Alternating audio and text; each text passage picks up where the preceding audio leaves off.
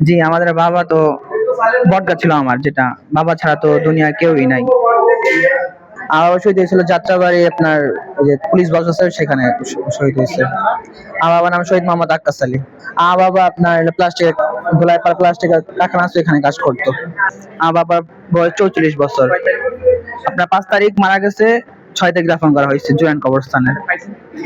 পাইছি, এটা হলো অনেক বড় ঘটনা। এটা আমি ছিলাম আপনার হলো যাত্রাবাড়ি ছিলাম, কিন্তু আমার কাকা যিনি, উনি আপনার ওনার মাধ্যমে ওনার বাবার সাথে ফোন ছিল, যে ছাত্ররা আমার বাবাকে নিয়ে গেছে হসপিটালে, ওনারা ফোন দিয়েছে, ওনার ফোনের মাধ্যমে আমার কাকা আনছে। কাকা আপনার ঢাকা মেডিকেল যাওয়ার পর তারপর ওইখান থেকে অ্যাম্বুলেন্স দিয়ে তারপরে লাশ আনা হয়। তারপরে আমার বাসা হলো আপনার হলো মুরাদপুর।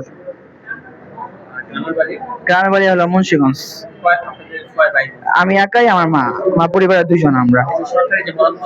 জি, আমরা সরকারি বরাদ্দ যেটা, ওটা আপনার 30 লাখ পেয়েছি। ওটা আপনার মেয়াদ অনুযায়ী আপনার 5 বছর মোট 10 বছর পর ওটা আপনাকে দেওয়া হবে শহীদ পরিবারকে। আমাকে একা না, পুরো সব শহীদ পরিবারকেই দেওয়া হবে। না, এই টাকাটা হাতে হাতে আসে নাই, মানে ওটা লাভ্যাংশ দেওয়া হয় প্রতি মাসে মাসে। হ্যাঁ, ওটা যত আসে 30 লাখের ওই আপনার ওই অনুযায়ী সঞ্চয়পত্র যেটা ওইটা আসে আপনার। হ্যাঁ, ওইটা ভাতা ভাতা পাই, ভাতা ভাতা 20,000 টাকা দেয়। জি জি, ওটা আলহামদুলিল্লাহ পাইতেছি এটা। জি, আমাদের বাবা তো বটগাছ ছিল আমার, যেটা বাবা ছাড়া তো দুনিয়ায় কেউই নাই। এখন আমি ছাত্র, আমি পড়ালেখা করতেছি, আমি জ্বালানি পড়তেছি কওমি মাদ্রাসায়। আমাদের শহীদ পরিবার যারা আছে তাদের জন্য দোয়া করবেন, আর যারা 24-এর আন্দোলনে যাদের বিনিময়ে আমরা দেশ পেয়েছি তাদের জন্য আপনারা দোয়া করবেন।